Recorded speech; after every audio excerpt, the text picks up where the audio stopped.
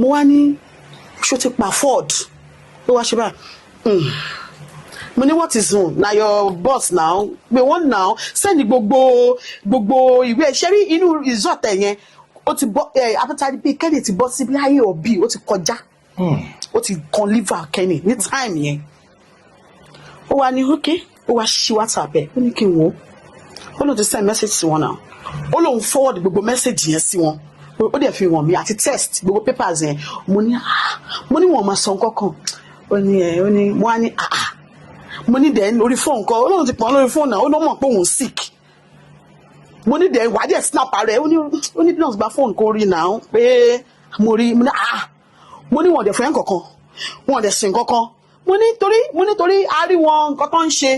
lórí IG wọ́n help àwọn old actors wọ́n dẹ̀ fún ọ lówó wọn mo ní at least tó bá post ẹ pẹ̀lú condition tó wà yìí gan kọ́ ní lára àwọn ọmọ àwọn kan need mo ní kò í ṣe bí ká má rówó náà owó tí òun wá ní hospital yìí a máa rí driver yẹn wá lọ bá mẹsà gbèdú lẹ́yìn pé sis pé bye so wọ́n wá sọ fún wípé kó lọ park mọ́tò yẹn sí other side wá wọlé tí mo ṣe wọlé wọn tí ìyàṣẹ wọ́n ṣe nǹkan lines mo wá ní Aunty Mercy please she was pressing her phone so mo ní Aunty Mercy Kenny Lanre wà báyìí. She was pressing her phone. Money, wípé driver yín ló wá bá mi nsìn o, ló sọ àwọn kankan fún mi. The next thing she said, leave my sight. So mo wẹ̀ yín pé bí àyè mi kọ́ pé tálẹ́ ni yín bá wí leave my sight pé mo tún wá tutù sọ pé kò ní lè jáde pé bọ̀ mo ti sọ fún I told him to face that kó turn kó kọ ìdí sí the entrance of the so by the time táwọn bá máa fi jáde wọ́n kàn máa wọlé ni wọ́n kàn máa zoom off straight so that àwọn ọmọ ọ̀tá yẹn àwọn ní rally attack wọn. That's what I was saying. The next thing wọ́n kàn bunch wọ́n kàn like this to the table. Excuse me, are you crazy? ẹ̀sùn mi ní kó kúrò wájú mi. Mo gan Kenny yes mo gan pa. Ó kàn ní I said leave. Ó kàn mú mi jáde ni òjò tí wọ́n ń rọ̀ so àwọn èèyàn tó wà ń ta tí ń wá tó ń sápamọ́ sí ó kàn mú mi jáde ni àwọn èèyàn kò bá mi pé billions kí ló ṣẹlẹ̀ mú ilé dẹ́ anybody ló mú kàn sun ẹkún ni omi jábọ́ lójú mi pé immediately mo wọnú òjò yẹn lọ. Wow. Mo wọnú òjò yẹn mo gbójú sókè mo ní wọ Olúwa mo ní Ọlọ́run tó bá jẹ́ pé Ọlọ́run ni mo ní ẹni yìí ó máa fi owó pè mí nídìí iṣẹ́ yìí. Hello everyone, you are welcome to your show, your favorite show, Unscripted with Jeff Owolewa, aka Tony Montana. You know, say on this show, we don't sugarcoat it. We eat it exactly the way it is. Aha, àwọn ló máa ń pè ní Awikonko lójú ọlọ́rọ̀. On the show today, I have someone very special. This lady is a producer. She's an amazing actress. Join me as I welcome Billions. Ṣé bẹ́ẹ̀ ṣe ń bọ̀ ẹ kó billions yẹn dání? Mo máa ń kó dání ẹ má worry. You are welcome to the show. Thank you. A máa gbọ́ billions lọ́tún, a máa gbọ́ billions lọ́sì. Ṣé billions yẹn gangan ni àbí ẹ jẹ́ ká let us get to meet you. Orúkọ mi ni Adérónkẹ́ Rahim, aka Billions bí àwọn èèyàn ṣe máa ń yẹ kí you know. So that billions is because I'm a real estate expert.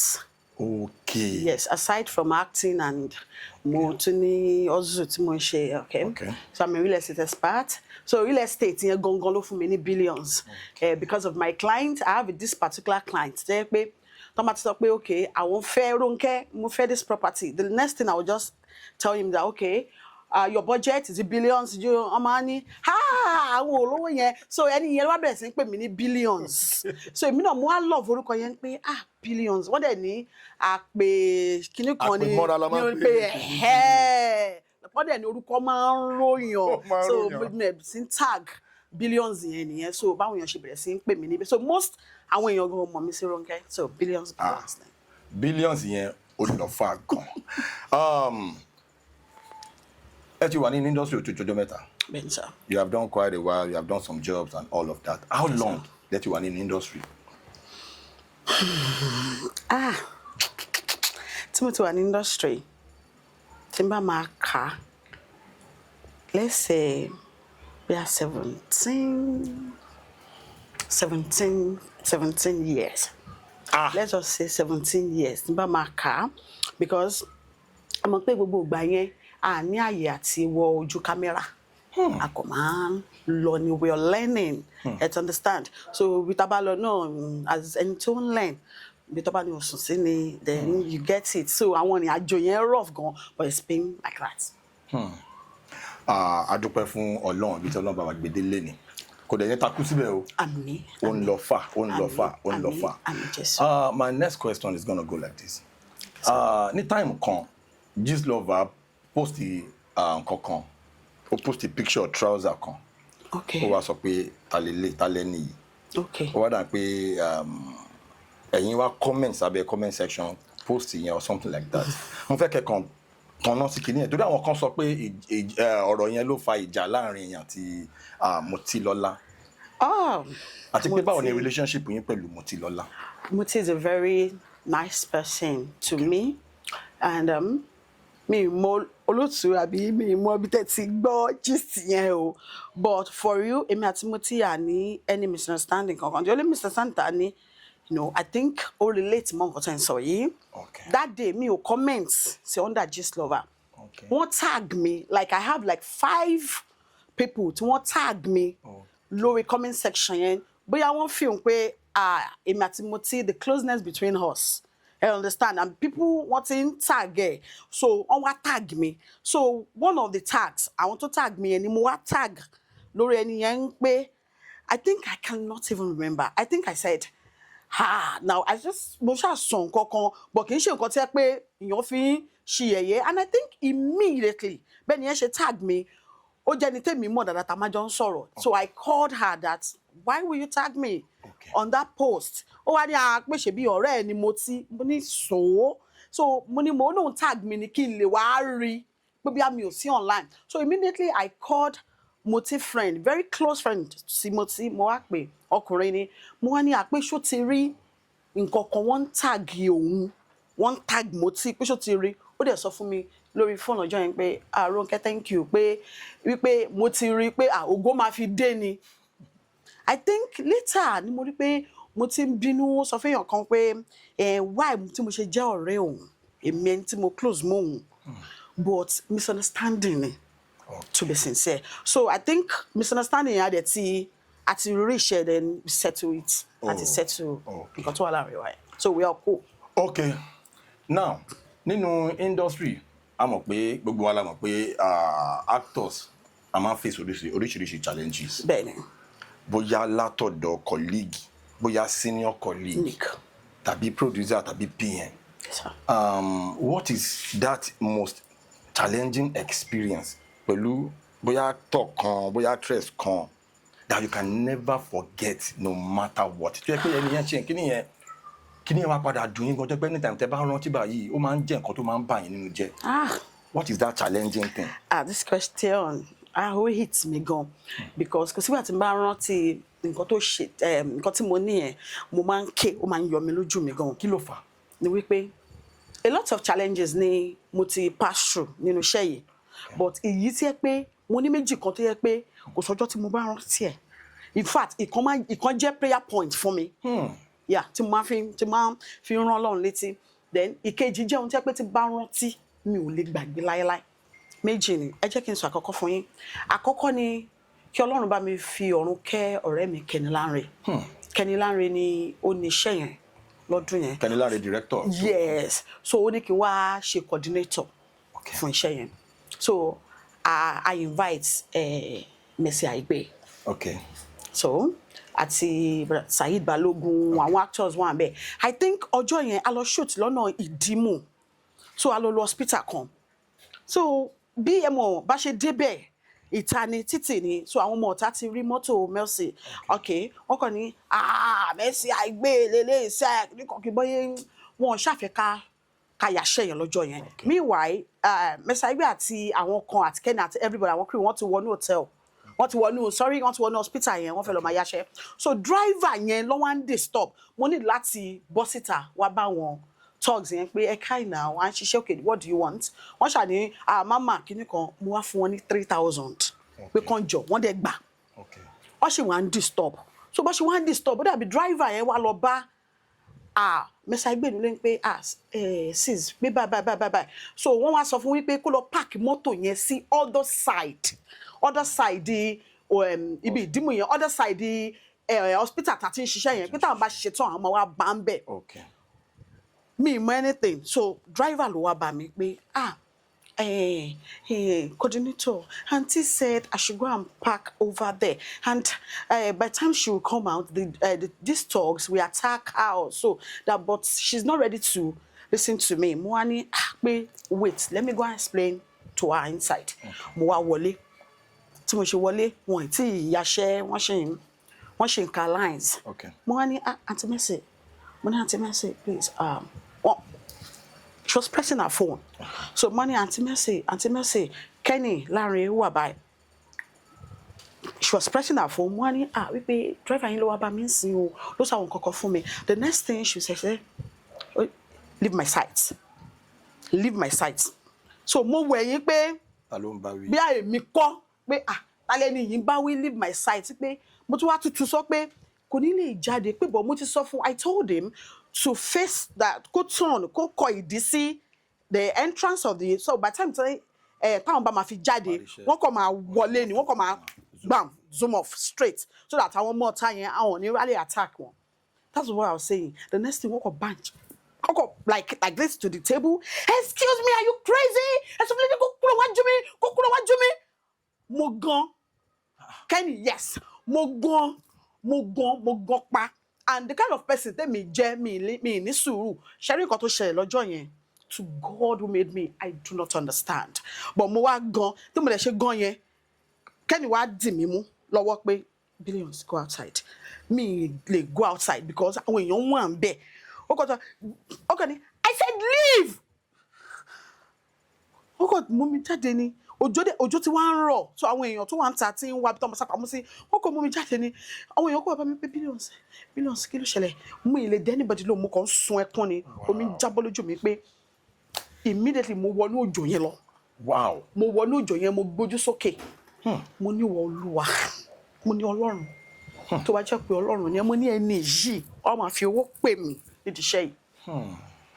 mo ní bó ṣe fún mi because àwọn crew wà ń bẹ̀ everybody wà ń bẹ̀ like níjà ti tẹ́lẹ̀ and that was going to be the first time tí máa bá wọn ṣiṣẹ́ pàdé rí so ká máa sọ pé bóyá wọ́n mọ̀ mí rí àbí nǹkan kan ti ṣẹlẹ̀ rí àbí anything Kenny kọ̀ wá ni and reason àwọn èèyàn wá sọ pé ọ̀dẹ̀ ni mí ẹni tí yẹ kí n ti bojú ẹ̀ jẹ́ ẹni tí yẹ kí n mo ní no I can't do that Kenny kọ̀ ní ìkejì mi torí ìkejì mi ló máa ń pè mí ó ní ìkejì mi má bínú mo ní Kenny let me just go torí àdúgbò mi ò jìnnà síbi tá a ti lọ shoot mo ní Kenny let me just go mo sunkún kúrò ń bẹ ọjọ́ kejì ni mo tó padà lọ bá wọn lórí set yẹn ṣe rí incident yẹn sà mi lè gbàgbé o but mi ò ní anything against her but nǹkan tó ti bá wo fíìmù tó wà gan mo máa ń rántí ó máa ń bà mí jẹ́ pé mo kàn máa lè rewind or forward that scene kúrò ń bẹ ṣe understand the second one tó máa tíyẹn jẹ́ prayer point fún mi òun ni one of àwọn ọ̀gá mi àpàdé ní show kan àwọn ọlọ́ṣẹ́ MC ní show yẹn lọ́jọ́ yẹn ṣẹ́rí show yẹn tí mo ṣe rí wọn páwọn ni wọ́n ṣe lọ́nṣẹ́ MC as to honour him mo dìde mo lọ ná mo fi owó sí wọn lápò dẹ̀ mo padà wá sáyè mi mo wá jókòó so I think nígbà tó ń ṣe tán pa show yẹn torí wọ́n kó àwọn èèyàn wọn náà wá sí mo sọ̀rọ̀ afford bẹ́ẹ̀ ni sà so wọ́n kó àwọn èèyàn wọn wá sí orí tébù yẹn pé káwọn èèyàn wá sórí tébù lọ́jọ́ yẹn máa mú tí wàá kí wọn dẹ̀ wọ́n dẹ̀ kí mi dáadáa pé wá ná mi lówó ọmọ tó dáa ọmọ wọn so the next thing wọ́n kàn ní Ronke wọ́n ní ọjọ́ tí Kenny ti ń bẹ direct Kenny Lanre tó ti ń bẹ dilẹ̀ wọ́n ní ta ló mú ẹ́ ní industry any what mo ní ó rẹ̀ ètì mi gan in fact when I was talking to him I was crying mo ní wọ́n ní ta ni mo mọ̀ mo ní it's well known to him tí wọ́n fi sọ nǹkan tó sọ yẹn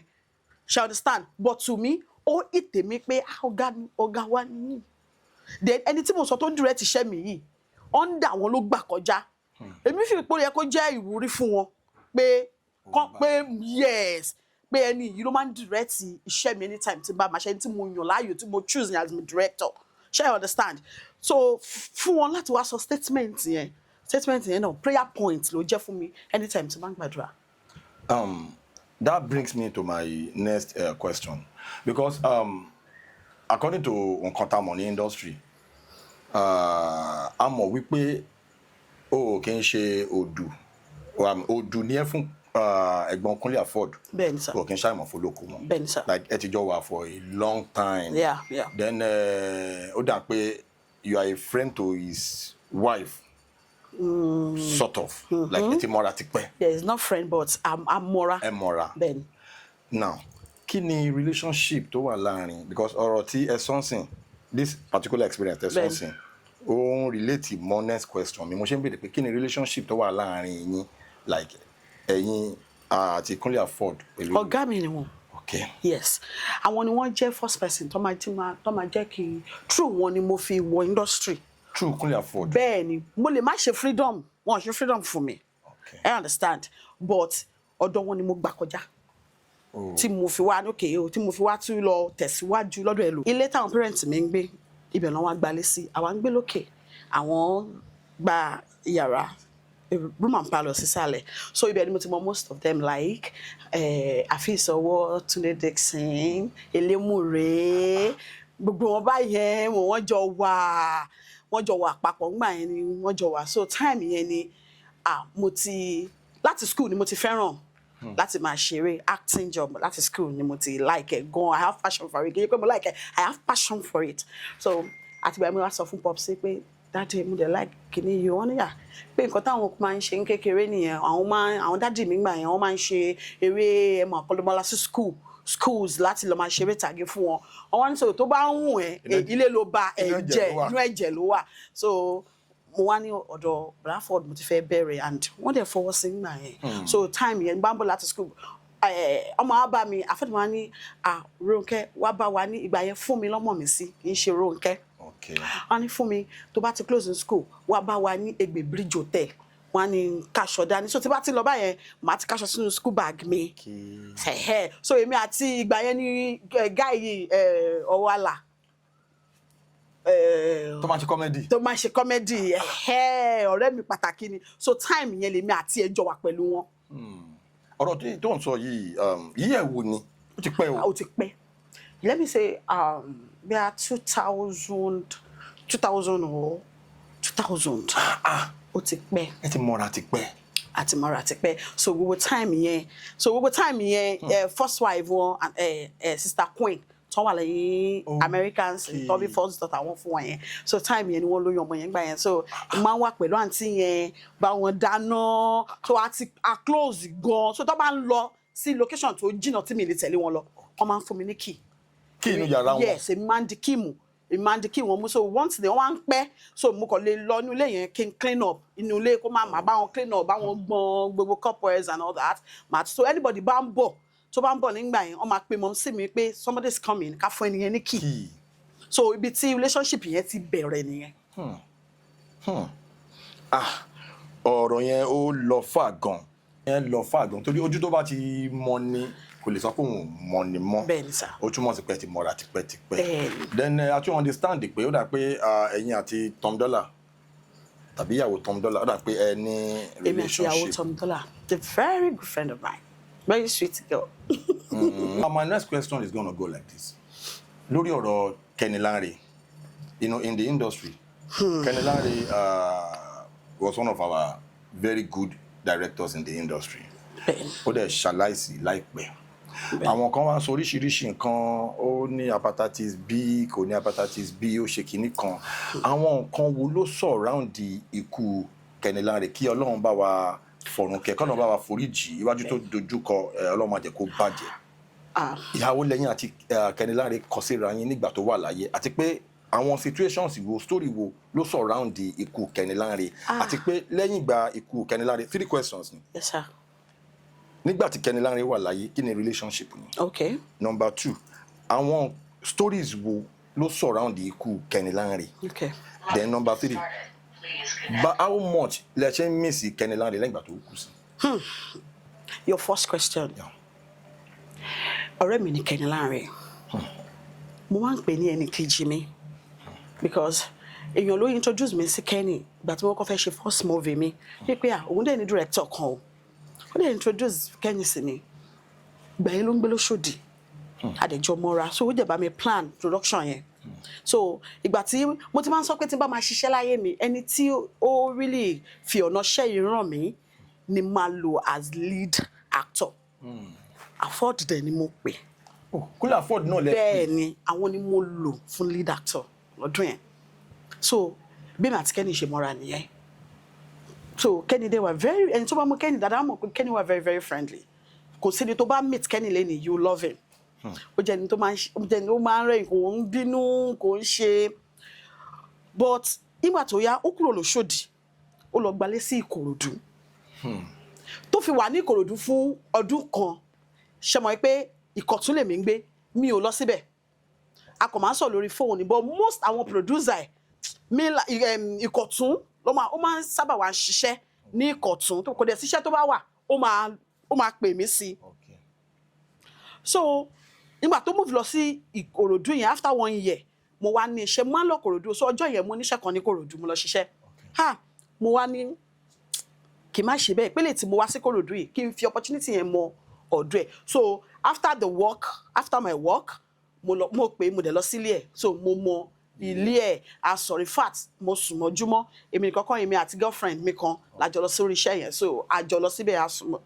ó sì wà lọ́jọ́ kejì so ó dà pé nígbà tó wáyá ní tó nílé yẹn ó fẹ́ renovate so ó need láti lé everybody pé kí wọ́n vacate lé so ibẹ̀ ló wá ti padà wá ó wá pín ẹrù ẹ̀ tí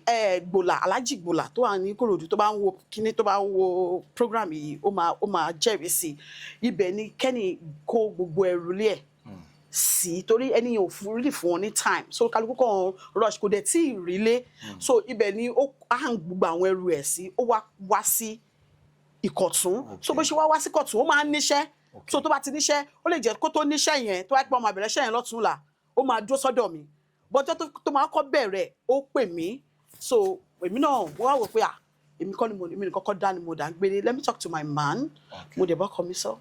wọ́n dẹ̀ ní okay pé àwọn mọ̀nà àwọn tí àwọn tíjọ́ máa ń sọ̀rọ̀ pé mo ní fún wa ṣiṣẹ́ lọ́túnla so àti ìgbà ni màá gbà lọ sí location tó wá ṣe tún àmà lọ́lé so bó ṣe wọlé nìyẹn bó ṣe bẹ̀rẹ̀ sí wà lọ́dọ̀ mi nìyẹn so tó bá ti lọ so ìgbà tó parí location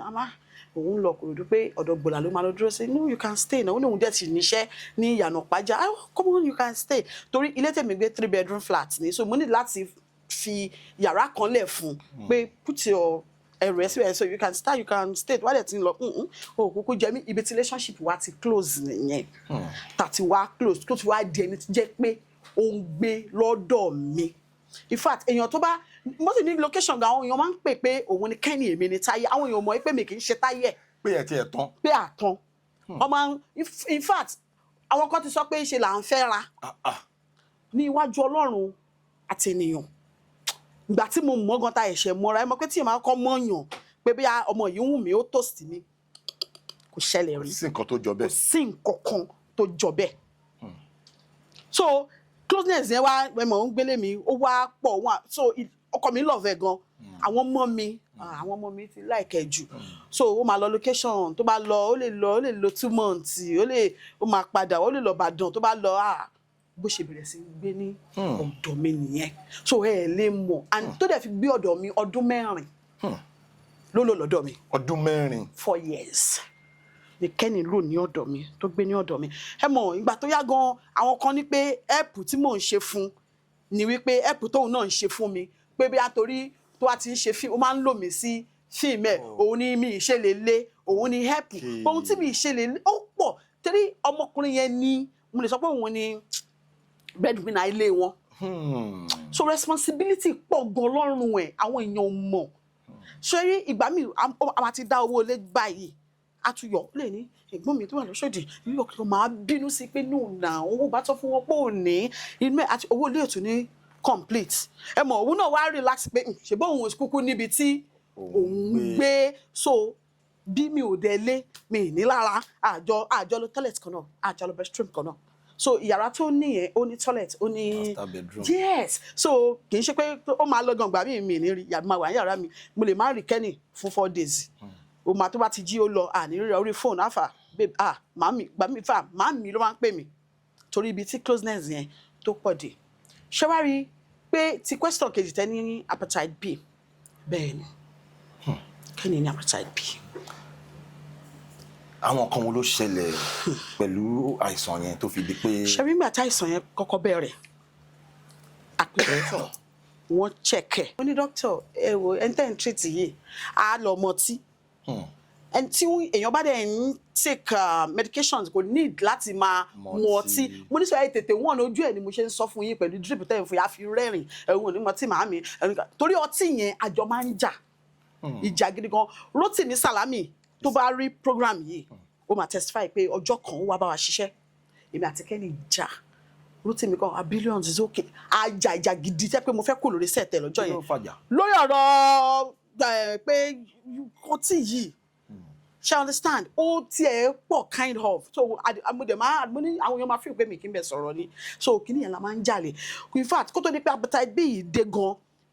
Kenny ti ṣe iṣẹ́ bíi 5, 6, 7 tí mi sí nínú ẹ̀ mo stop mo ní ẹ̀ lóò mi níbẹ̀ ṣiṣẹ́ mọ́ àwọn èèyàn tí ń rí bí pé torí òun gbélé mi ní iṣẹ́ now I want to stop kí n bá wá stop kí wọ́n ò bí àwọn ò ní pè mí sí iṣẹ́ mo dẹ̀ lọ ń ṣiṣẹ́ mi ń ta wọ́n dẹ̀ ń pè mí síṣẹ́ but mi in fact àwọn èèyàn láti máa pè mí pé ṣé mi àti Kenny jà ni àwọn ò rí mi ní location náà mo ní àjà time tó máa ń fi location ẹ̀ sí èmi náà máa ń busy meanwhile mi ò busy but mo sọ pé no I want to leave you tó bá ti change ní nǹkan tí mò ń bẹ̀ sọ then èmi àti ẹ wàá máa sọ̀rọ̀ ìgbà míì ó máa wálé a lè bá sọ̀rọ̀ 1 month mi ò ní bá sọ̀rọ̀ a máa rán àwọn ọmọ mi sí mi pé mi beg your mommy I will change ó máa yó máa wálé tó máa yó mo dẹ̀ láwọn ọmọ nulẹ̀ tá yó ìṣó gba àwọn kíní yẹn mo fi máa ń bàjá so gbogbo time yẹn tí doctor yẹn gan ń ṣe wo kíní yẹn ló ń ṣe bọ̀ kò mọ̀ ọ̀tìgbà tí kíní yẹn wọ̀ lára nígbà tí kíní yẹn wọ̀ lára èmi àti ẹja ìjà kan mo ní kó excuse me. Ó kúrò nílé. Yes mo ní Kenny you have to excuse me mo need prayer mo fẹ́ ṣe prayer sílé torí èmi náà ní nǹkan tí mo pass through ní time yẹn tó le ó dẹ̀ mọ̀ ó lókè mo ní tó bá ti ya ilé sí mímọ́ mo ní I'll call you back pé màá pè padà tó bá ti ya ilé sí mímọ́ pé kó wá tí mo love Kennedy mi lè but nítorí mo rí pé tó bá wà ní toilet tó máa pẹ́ gan inú mi dẹ̀ mọ́ family kankan for 4 years tàbí ìmẹ́bí ẹ̀ ó ní ẹ̀gbọ́n sí Òṣòdì bọ́ àríra rí bọ́ orúkọ mi làwọn èèyàn máa ń gbọ́ bọ́ àríra rí so time tó wá kúrò lọ́dọ̀ mi yẹn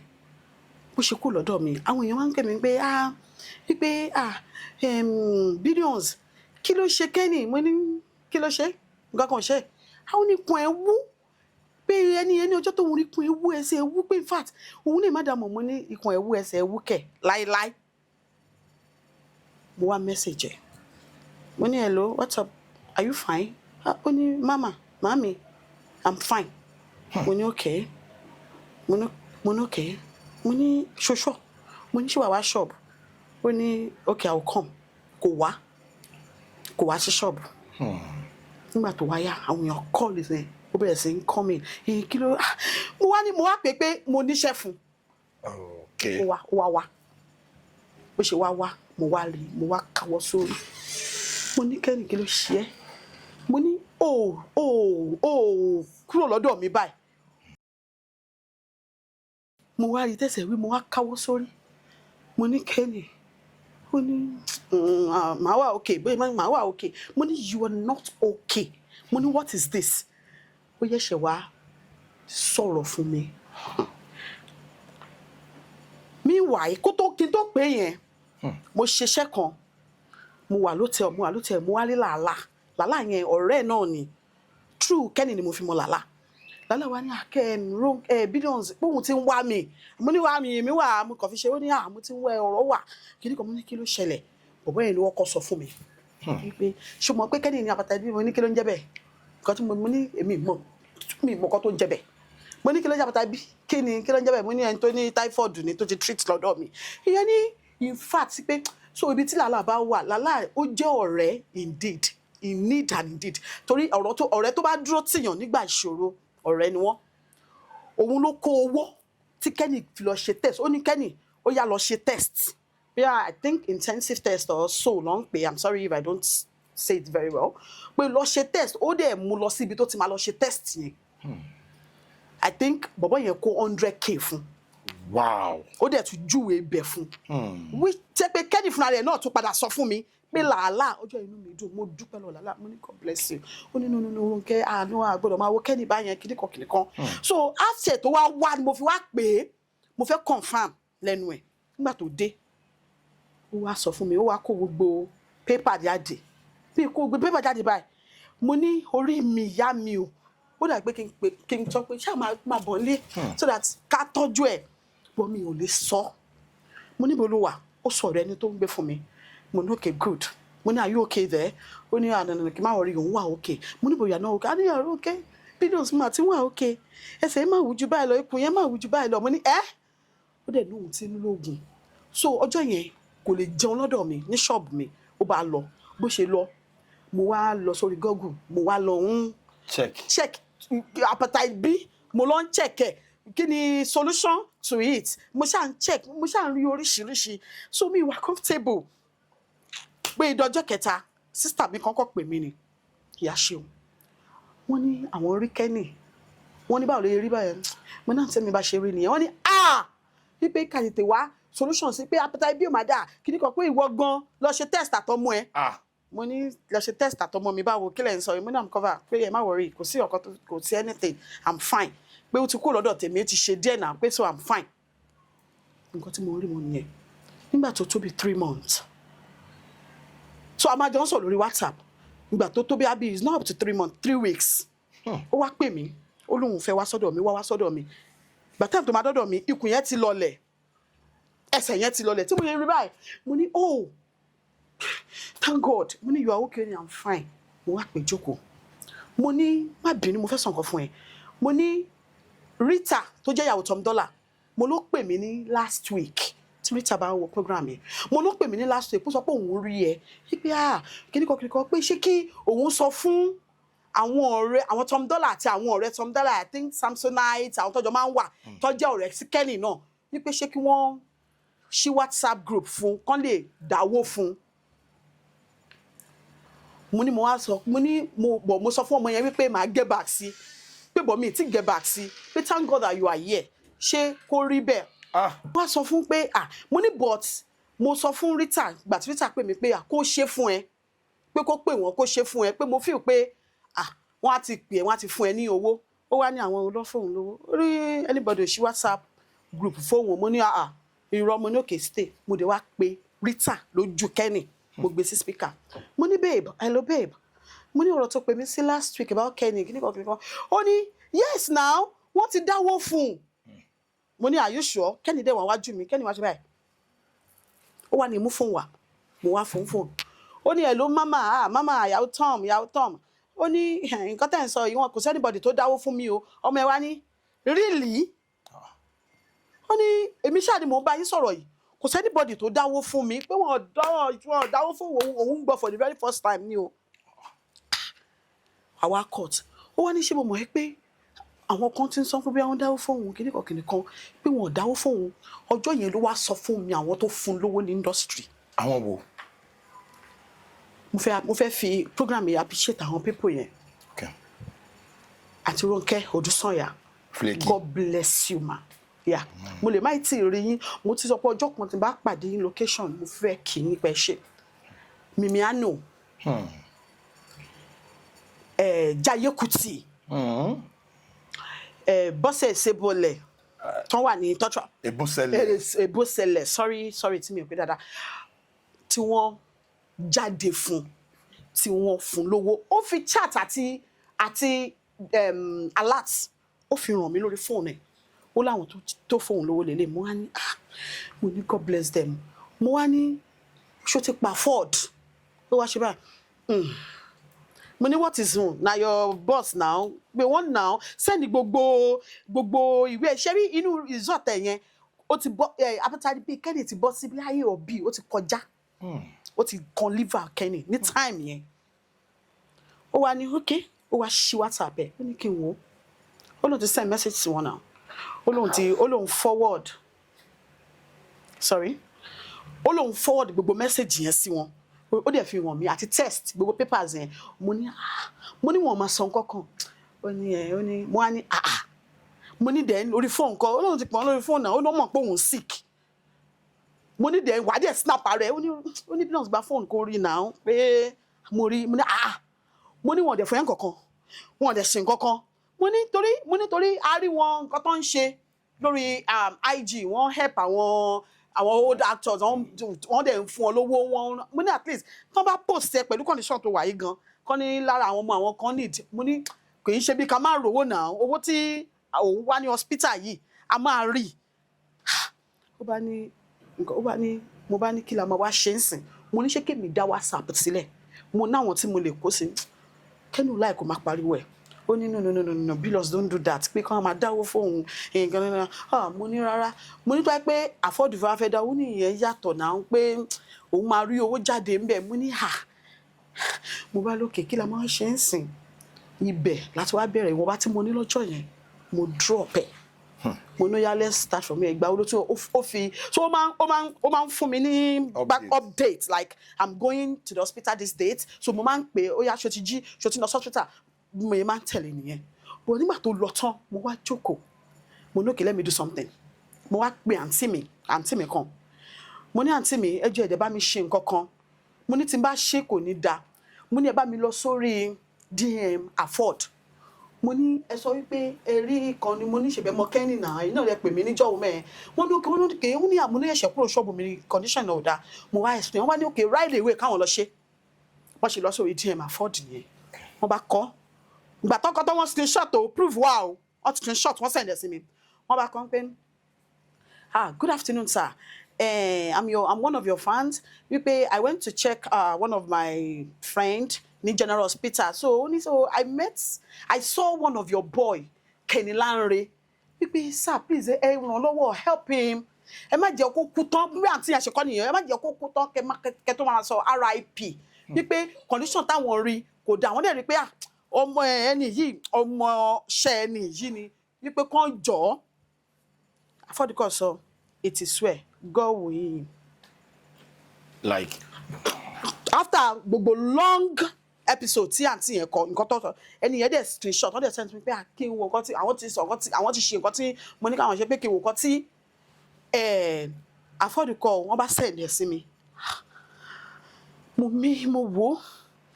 mo ní òkè àtòjọ́ kẹta mo wá pè Kenny wá ṣe wá mo wá fi hàn ó wá ní ìbá máa ṣe ṣẹ́rí Kenny lọ́wọ́ afford ó ti pọ̀ jù ẹ lè sọ̀rọ̀ afford níbi tí Kenny bá wà ó love ẹ mọ̀ kíyàn respect ọ̀gẹ́ kíyàn wà sincere sọ́dẹ̀ kíyàn ní gbogbo kó lóyà pa to 100 mo máa ń bu ní pé Kenny kémi máa ń bu ni gbà mí wọ́n lè pé ló bá mi direct iṣẹ́ kan kìnìkan ó máa lọ tó bá dé èmi máa expect pé ọ̀gá mo ò pé kó dé o ti lọ ṣiṣẹ́ mo wá kásáré ṣe concussion àti fòun lówó kí ni yẹn máa bínú sí but still no ó máa ní no pé afford ṣe afford okay ó dá bẹ́ẹ̀ tó ṣe lóyà sọ́gà ẹ̀ ṣẹ́rí títí ṣẹ́rí iṣẹ́ tí Kenny ṣe tó lọ kú yìí iṣẹ́ Táyọ̀ Shakira yà tó lọ kú yìí ó sọ fún mi náà ó ní nítorí kò sí owó ó yẹ kí Kenny wà ní bed rest ni o ní gbogbo táìmù yẹn kò yẹ kó jáde torí condition tó wà but ó lọ ṣiṣẹ́ yẹn so that a rí owó ń bẹ̀ a lè lọ torí ó ní appointment ní hospital tí ẹ pé láti oògùn and test and all that so àwọn owó yẹn dẹ̀ gara àwọn owó yẹn gara gan so òun ló ṣe lọ ṣiṣẹ́ yẹn kódà ibi tí mo bínú sí dé mo ní kó má cast mi pé torí pé kò yẹ kó o máa ṣe action o kò ní ìdàtí máa pariwo ó ní kí n má wọrí òun máa manage ọ̀nà ó ẹ mọ̀ kíyàn máa pretend pé òun ti wà okay but máa jókòó báyìí mo kàn wò báyìí are you sure mo ti wà okay ó bá lọ ṣiṣẹ́ yẹn mo wá bínú mo wá sọ fún pé màá dẹ̀ pé Shakira pé kó wá ṣiṣẹ́ yẹn fún ẹ ó ní don't do that ìgbà tó lọ tán mo wá wò ó pé tí n bá lọ pé Shakira pé kó wá gbèsè fún Kenny a dẹ̀ ní ìdòwò owó ìdẹ́ pọ̀ and nobody is helping pé kí n jẹ́ kó lọ ṣe ká gbogbo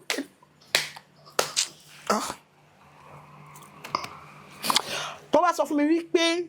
ṣe àwọn èèyàn máa ń ṣe àìsàn tó máa ń borí àìsàn yẹn dáadáa ṣe understand in the next 50 years tó máa mi pé Kenny máa kú mi roni kò lè kú tó mi àìsàn dé ni náà àìsàn yẹn dẹ̀ máa lọ lára Kenny bò ká sọ wípé wọ́n support Kenny mo appreciate àwọn tó support Kenny o bò ká sọ wípé bí wọ́n ṣe ń gbowó fáwọn èèyàn náà wọ́n gbowó fún Kenny ni I'm telling you Kenny ò ní kú owó tó sì ló yẹ kó kú and he's so loyal. It's okay. So loyal.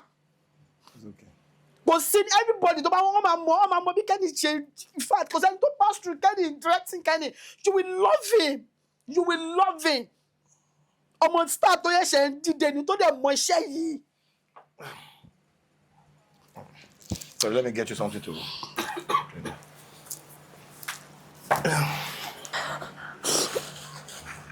Sorry. Ìgbà tó lọ ṣiṣẹ́ ìgbà tó máa pè mí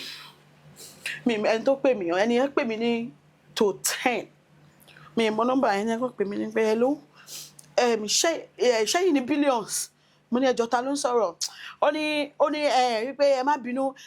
Kenny kọ́ ṣubú ni Kenny slump Kenny mo ní mo kàn fòdìdé mo ní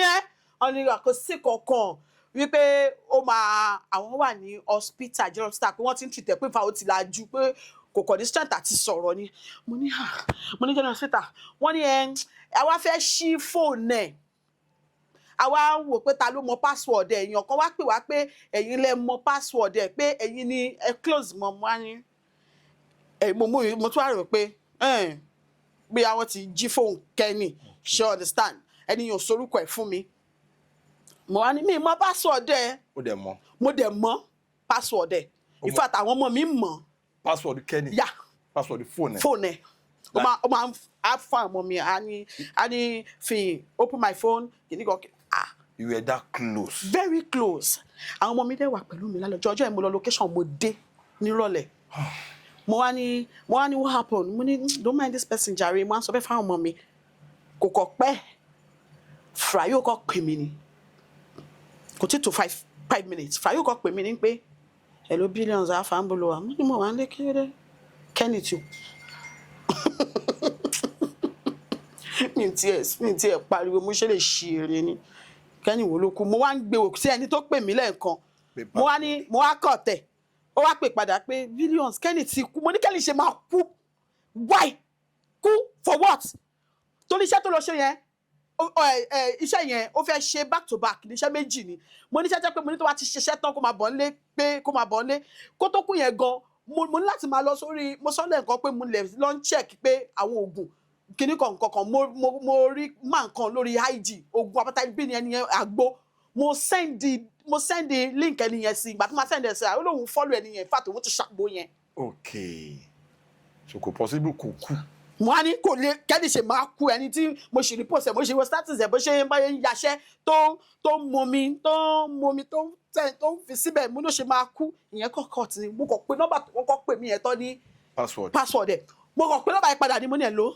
mo ní ẹ̀jẹ̀ ta ló pè mí lẹ́ǹkan yẹn mo ní kí ló ṣe Kenny wọ́n ní kò síṣẹ́ mo ní kí ló ṣe Kenny ẹni wo Kenny ti kú ó kọ̀ cut tó máa cut pa switched off.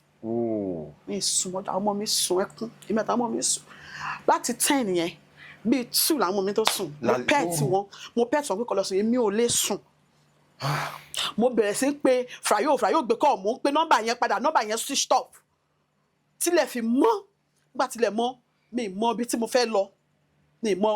tẹ̀mẹ́ni tí mo fẹ́ pè mi mọ nǹkan torí mi wà òkè mọ́ mi ní sẹ́ǹsì mọ́ Kenny ṣe máa kú bí èèyàn kan ṣe pè mí nìyẹn wípé àwọn wà ní general hospital Igondo kí n máa bọ̀ mo wá bí ẹni yẹn pé ṣé lóòótọ́ ni Kenny ti kú Kenny ti kú mo lókè tí mi mọ wáṣọ tí mo wọ̀ mo ṣàpè nígbà tí mo dé léèwé bus stop mo ti pè mí mo ti lọ́lá mo ti ní mo kàn gbọ́ tí mo ti kàn sọ friendship babe where are you mo kàn mo ní I don't know iléèwé I'm at iléèwé I'm going to general hospital ó ní Billions calm down dúró síbi tó bá wà mo fẹ́ wá gbé ẹ mo kàn tí mi tẹ̀ dúró mo kàn gbà bókí mo ní àbókí general hospital láti iléèwé mo sọ fún àbókí láti iléèwé pé general hospital mo dẹ̀ kí àbókí ẹ̀ wá wò pé ṣé eléèwé wá òkè láti bí lọ sí general hospital ẹni àbókí ẹ̀ wá ní my madam na council you go with the rich money just take me anywhere mo ti pè mí pa tí mo fi dé general hospital gan mi dé general hospital ó ní ọ̀rẹ́ Kenny kan playboy wá pè mí pé Billions bolúwa mo wá confirm mo ní playboy ṣé Kenny ti kú ó ní Billions máa bọ̀ àsìkò general hospital fẹ́ lọ sin Kenny mo ní nígbà tí mo débẹ̀ mo bá èrò àti mọ́tò mo fẹ́ fi opportunity náà dúpẹ́ lọ́wọ́ Yinka Smart torí wà lórí set yẹn àwọn náà gbé Kenny lọ sí hospital Yinka Smart ṣe ojú ó ṣe ẹ̀yìn fún Kenny tá a ṣe lọ sí nìyẹn nǹkan tó wá dùn mí jù tí mo wá tó túbọ̀ tún pa mí lẹ́kùn ọjọ́ tá a ṣe candle night fún Kenny a ti ṣe candle night torí wọn a ní láti tax ara wa tax ara wa wípé okay fún candle night ẹ nígbà tó bá jíjọ ọjọ́ kẹta ọjọ́ kejì mo rí lórí Facebook wọ́n ní powered by coolers Ford mo lábí kò ní dá fún ẹni tó sọ pé. It's okay. mo comment sórí blogger yẹn whosoever tó lọ sórí Facebook ó ní ọwọ́ ní orí YouTube wọ́n ní the candle night powered by cooler Ford mo pe Yinka Smart straight ni mo ní Yinka Smart lọ sórí YouTube link yìí mo ní what's happening ó ní I don't know Billions I don't know mo ní àwọn olóma ṣe recording yẹn lọ́jọ́ yẹn tí wọ́n ní mo wá comment síbẹ̀ mo ní if you do not bring this thing down kò ní dá fún ìrandíran àtọmọ ẹni tó post kìíní mo comment síbẹ̀ lọ́jọ́ yẹn torí attack ara wa ni a pọ̀ wọ́n ṣí WhatsApp group in fact àwọn tá a tax gan mímí àánú wà ń bẹ̀ tó tún sanwó again this Tayo and Tony in fact Shakira very good lady ọjọ́ yẹn ó ń sunkún ní nígbà tó rí mi ó ní Billions mi dẹ̀ fẹ́ gbéṣẹ́ yẹn fún Kenny o mo ní mi náà dẹ̀ fẹ́ pé ìgbẹ́ má gbéṣẹ́ fún Kenny mo ní mo á ní di owó kájọ wípé èrè owó ní ẹ̀sọ́ ìjìnlẹ̀ oníkú lọ́wọ́ bá gbọ́ kò ní kú sẹ́yìn ó máa wà láyé báyìí kò ní kú torí ó ní dream ó ní oh God ó ní oh God. It's okay. Oh God. It's okay. Torí ẹ̀ṣẹ́ yìí lọ sí ìfẹ́ ojú níjọ. Ìfẹ́ ojú lẹ́nubọ̀dì ń bá rẹ̀ ṣe kólúkálukú ṣàmú rẹ̀. Ìkan tó bá gbàgbọ́ nínú ẹ̀ tètè dìbò kó máa gbàdúrà kó yọ súnmọ́ lọ. Ìṣeṣẹ́ tó kọ́ òun yàn pé bí akọ iṣẹ́ tèmi ní passion fún ni. Àìmọ̀ iṣẹ́ production tí mo ti ṣe tí mi gbà tí mi ìrówó tí mo dẹ̀ kówó sí tí mi dẹ̀ ìrówó mi rí ṣíṣì. Bọ̀ kò sú mi. Iṣẹ́ tó tí mo ní passion fún jẹ́ pé tí máa ń ṣe inú mi máa ń dùn. Tó bá pè mí fún location àmọ́ inú mi máa ń dùn. Bọ̀ tí mo mọ̀ pé lọ́jọ́ kan mo máa débẹ̀. Àwọn kan jáde sọ wípé kò sẹ́ni tó mọ̀ mí. Bọ̀ mo gbàdúrà sọ́lọ́run ẹni tó dá ayé àtọ̀run tó dá mi. Ó máa mú mi débẹ̀. Ọjọ́ tàbí ọmọ kọ́ lórí náà. Ben. So, ìyẹrí ikú Kenny, I'm telling you, I don't understand. It's okay. Ní industry oríṣiríṣi nǹkan ti ṣẹlẹ̀ ọ̀pọ̀lọpọ̀ òjò ló ti rọ̀ tílẹ̀ ti fà mú then èmi máa ń sọ nǹkan kan èmi máa ń ní kéèyàn máa dá tiẹ̀ mọ̀ kó mọ àwọn tó rí lè nífẹ̀ẹ́ torí real love ní industry orí ẹ̀ ó wà very very rare but ju gbogbo ẹ̀ lọ Ọlọ́run àforíjì Kenny Lanre iwájú tó dojúkọ kò ní bàjẹ́ àwọn tó filẹ̀ náà Ọlọ́run ò ní fi ọwọ́ bàjẹ́ kàn wọ́n. Àmín. Ẹ jọ̀ọ́ ṣé Kenny Lanre ṣé ó bímọ àbí báwo ni torí mo mọ̀ pé ẹ̀yin mọ̀ dáadáa. Kenny ò bímọ ó ní àfẹ́sọ́nà kò bímọ. Ẹ mọ̀ nǹkan tó ń ṣe nígbà yẹn ni pé òun ò tí nílé òun ò tí ṣe so kò bí ọmọ kankan. In fact wọ́n pé fóònù ẹ̀ ọjọ́ tó ń ṣe kíní kan èèyàn kan sọ pé ẹ jọ fóònù Kenny yẹ kó wà lọ́wọ́ Billions but mo wọ́n pé ẹgbẹ́ má fún mi ní fóònù ọ̀rọ̀ fóònù kan ló ṣe mí ẹ understand mi gbá after 30 Kenny tán about 3 days ni àwọn tó jẹ́ producer Kenny wọ́n wá sórí TM mi pé Billions but Kenny ti kú náà ta ló message àwọn. Bí ti báwo. Àwọn kan tún message. Bẹ́ẹ̀ ni mo ní message. Wọ́n fi fóònù Kenny Lanre. Message àwọn producer àwọn ẹ mọ̀ ẹni yẹn máa go through conversation wọn you understand ó máa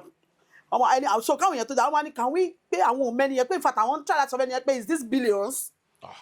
Mo ní it's not me o. Mo ní please don't say anything to that person don't just say anything to that person. Mo ní don't answer that person. Mo ní I don't know the person yet. Mo wá pé Yinka Smart. Mo ní hello Yinka. Mo ní Billions. Mo ní ẹ má bínú ọwọ́ ta ni fóònù Kenny wa. Mo ní mo wá sọ fún nǹkan tó ń ṣẹlẹ̀. Ìyẹn wá ní ó wá dárúkọ ẹni tó wà fún mi. Mo wá ní bye. Mo ní I need that phone. I want that phone. Ó ní okay Billions let me call that person pé you need that phone. Ó dẹ̀ pé ẹni yẹn ó dẹ̀ send number ẹni yẹn sí mi náà dẹ̀ pé ẹni yẹn pé mo fẹ́ phone Kenny torí owó tí Shakira send sí Kenny nígbà tí ó tó ń gbé lọ hospital láti location pé okay then fún ẹ lówó yẹn I think 70,000. Okay. Ó dẹ̀ lówó yẹn.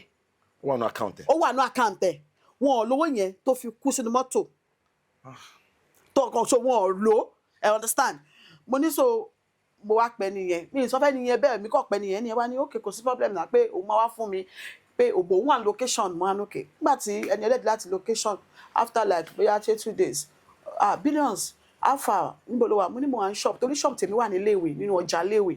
mo ní mo wà nínú iléèwé yẹn nínú ọjà yẹn pé kẹ́ni ẹni yẹn dẹ̀ wà fún mi fóònù yẹn so bó ṣe wá fún mi ní fóònù yẹn mo dẹ̀ mú fóònù délé lálẹ́ mo dẹ̀ ṣí mo dẹ̀ wo mo wá rí pé mi lè mo wá meanwhile èmi ò rántí password fún àwọn ọmọ mi mọ password Kenny ọmọ password Kenny Kenny òkè ló ATM mo máa ṣe transfer fún yẹn máa fún kò ní ATM kò ní ATM card so máa ṣe transfer fún yín so ìgbà mi gan máa fún my own daughter pé ó yá pé I want to do 10,000 to your mommy. Ó ń kọ́ wọn ni ó yá do it. Ẹ mọ̀ ó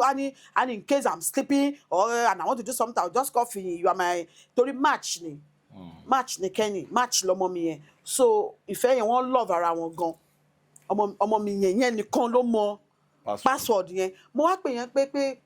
pé password Kenny pé mo fẹ́ wo owó yẹn ṣì wà ní ibẹ̀ ṣẹ́rí síìmù tí Kenny fi ń gbà láti tó ti ń gbà láti yẹn a lè ó kọ error kìíní yẹn bá ṣe error tí bá fẹ́ lọ sórí sí méjì ló wà lórí fóònù ẹ̀ mo wá ní error báwo mo wá mú fóònù yẹn mi mo kọ́ tó fẹ́ ṣe mo wá mú lọ síbi tó ti tún fóònù ṣe mo wá fẹ́ nìyẹn ni ẹ wá ṣe ni wá ní àwọn ti bà síìmù yìí jẹ́ mo náà ṣe máa bà síìmù jẹ́ mo ní síìmù ṣe máa bà jẹ́ ẹni ẹ bá ní in fact pé kí wá wò bíi pé wọ́n mú síìmù yẹn wọ́n fi ilẹ̀ ńlẹ̀ kó lè bàjẹ́. So idán tán ṣe lórí àkáǹtì yẹn kò ní sẹ́ni tó máa mọ̀. Kò yé mi. Fóònù yẹn ṣì wà lọ́wọ́ mi ó wà nínú ilé mi mo kọ fẹsẹ̀ láìlọ́ nǹkan mo kọ jù síbi kan. Ok mo fẹ́ get nǹkan kan right torí kò yé mi dáadáa torí tí kankan bá ṣẹlẹ̀ sí ẹ̀dá kò sẹ́ni tí kò lẹ́bi àwọn ẹbí Kenny bóyá ẹ̀gbọ́n àbábúrò. Bí mo ṣe sọ fún yín láti bẹ̀rẹ̀ mo ní Kenny ní breadwinner ilé wọn you understand ó lẹ́gbọ̀n in fact last born wọn ló rán lọ sí school ìyẹn máa pé so nǹkan tí ò jẹ́ kí àkójọ owó àti gbalẹ̀ gan dúró sí ó lójú àánú gan tó bá owó bá wà lọ́wọ́ ẹ̀ tó bá wà lọ́wọ́ ẹ̀ ó máa ní ọ̀yà èmi ni máa ń sọ pé irọ́ àlọ́bì kankan tọ́jú owó yẹn àjẹ ó lè ní billions ibì kan wọ́n ń jẹ̀gbìn nílẹ̀ náà lè asù mo fẹ́ gbé ẹ jáde mo fẹ́ gbé ẹ lọ ìyá mi ní ẹ̀ ò try gan ìyá mi ní ẹ̀ máa ní mi jẹ tọ́jú owó ẹ̀ I don't want ó lè ní mo fẹ́ ra kàmpárì fún ẹ mi ò fẹ́ ó lójọ́ máa ní kókó wá pé màá rán létí ilé o lè dúró sílé mi forever ilé àwa ni tí mo kẹ́kọ̀ọ́ tó bá sọ nìyẹn ẹ ti understand ó like ọ̀rẹ́ ó like tó bá rí yín tí kẹ́ni bá rí yín tó bá dá yín mọ̀ á sọ fún ẹ wá ṣe fíìmù náà ẹ fún àyẹn lè ṣe fíìmù ó máa ṣá canvas yín kind of like kẹ́ ẹ pé ẹ kówó sí ẹ máa rówó yín ẹ mọ̀ di ó lé iṣẹ́ tó ń ṣe nìyẹn in fact mo ti pè lọ́jọ́ kan pé Kenny o ṣe join real estate kò mean pé o ní PhD or something or any just join so far you can talk to people around you pé you have this property mo ní mi ìdẹ́mẹ́ni tó lè sọ̀rọ̀ fún tó máa ní òkè bá mi wá property yìí mo ní owó lè mo ní bí mo ṣe bẹ̀rẹ̀ nìyẹn mo ní wo so the only thing to fi survive ni iṣẹ́ directing. Ó ní agbára báwo lẹ ṣe wá ń miss ẹ sí látìgbà tí ọ̀rọ̀ yẹn ti ṣẹlẹ̀. We miss Kenny o because we have a lot of things together ta plan ta jọ fẹ́ ṣe production òun fúnra rẹ̀ ní iṣẹ́ tó fẹ́ ṣe tó story yẹn lágbára gan tẹ́ pé fúnra rẹ̀ ló fẹ́ ṣe ta tẹ̀ ti kọ́ ó ní particular iṣẹ́ mi gan tẹ́ pé tí mo fẹ́ ṣe ta dẹ̀ ti kọ́ tẹ́ kò yẹ kó direct so we have only a lot of producers home and abroad. Yes tẹ́ pé wọ́n ti jọ plan láti ṣiṣẹ́ so ẹni tó ní future ni tẹ́ pé ó mọ nǹkan tó fẹ́ àti nǹkan tó in fact mo miss ẹ gan mo miss Kenny gan ọmọ mi my family we miss him so much mo miss ẹ gan but it is well oye Ọlọ́run. Àrò yẹn wà nílẹ̀ èló gangan ni owó tán need láti fi rescue láti fi save life Kenny. Ṣeré process ni kì í ṣe pé I need bí 10 million àbá need bí 5 million she understand owó tó máa lò ní díẹ̀ kì í ṣe pé wọ́n ní ṣeré ó máa ń ṣe dialysis every month. Okay. She understand and every 3 not every month I think every 3 weeks àbí every 2 weeks. Okay. So ṣeré kìíní yẹn every 2 weeks yẹn 100k. Okay. Every 2 weeks yẹn tó bá tọ́ sọ́dọ̀ doctor yẹn 100k. Okay. So owó yẹn àtògùn ni o àtògùn 100k ni so tó bá ti dé bá yẹn àwọn ọmọ ẹ̀ ó yẹ títí ó ti ń ṣe already so tó bá ti wá ní billions next week ni another on the 20 kìíní kan ni another kìíní máa ní nígbà tó dé stage kan tó wá wípé on the 20 kìíní kan nígbà tó dé tó ní billions on the 26th ni kìíní mo ní mo ní another one afẹ́sẹ̀ another one àwa ṣe báyìí mo mọ̀ pé ó try mo mọ bó ṣe ọkùnrin ní ẹ pé màá ní ẹ̀mí lówó ọjọ́ ìmú wá ní do you know what mo ní ṣo mọ pass my neighbor generator mi yẹn mo ní mi lò mo ní mọ̀ tó ṣẹlẹ̀ tó bá ti dọ̀la mo máa pe àwọn àbókí àwọn tó máa ń ra máa pè wọ́n jẹ́ kí n tà pé nǹkan iye tán bá rà ààrẹ ní àwọn èèyàn lè ra 10,000 tó fi mí ṣe yẹ mo ní Kenny iye tán bá rà ààrẹ láàrẹ mo lówó pé lọ náà nìyẹn ó ní nínú Ronke má tà mí ìyá dá lóhùn mo níwọ̀ ló mọ̀ màá tà mo dẹ̀ ta kinní yẹn nígbà táwọn yẹn máa rà 9,500 Kenny ti sọ 9,500 òun ni wọ́n rà mo ṣáà pè 9,500 yẹn mo mú 9,500 yẹn lọ sí ṣọ́ọ̀bù pẹ̀lú mi mo ṣáà pè pé mo ti ní 9,500 ó rẹ̀ ó ní nínú 100,000 mo ní àmàrí mo tún wá ń sọ pé mo wá sọ fún pé ìyá ṣàjẹ́ Madam ṣàjẹ́ mo ní o post video wa tí wọ́n recently kí nìkan tó ń ṣàdúrà fún ẹ ó ní Ronke àwa gan ló yẹ ká máa fún àwọn màmá yẹn lówó mo ní màmá yẹn lówó lọ́wọ́ mo ní kì í ṣe pé ò pè wọ́n fún pé anything situation tó wà condition tó wà la fẹ́ fi pè wọ́n mo ní so let's talk to her mo ní tó bá sọ fún ọ pé nǹkan báyìí ló fẹ́ fi ṣe mo ní mo jẹ́rìí ìyá yẹn abiyamọ ni wọ́n nà mo ní ó ṣe kò ṣe mo náà máa fún ẹ ó ní rárá pé mo ní tàtú ní kò tún ẹ̀ mo ní láti sọ pé wò ó níbi tá a bá dé yìí pé afford ó ní no ó ní náà ó ní wọ́n máa fẹ́ fọ́ọ̀hún kò dìgbà tó o bá ń pè wọ́n lójoojúmọ́ náà pé ṣùgbọ́n òun sẹ́ndì wọ́n rí náà wọ́n ka gbogbo pépà yẹn gbogbo result òun náà wọ́n rí náà ó ní Ronke pé òun máa rí mo ní ṣàwá gba 10,000 ọwọ́ mi pé kó wá gbà orí fóònù láti sọ yẹn o mo ní kó wá ti dọ̀la pé kó wá gbà pé ti bá dé ta náà kó tó dé màá àdẹ̀ mọ́ màá fún ó dẹ̀ lóun máa wá ó dẹ̀ wá so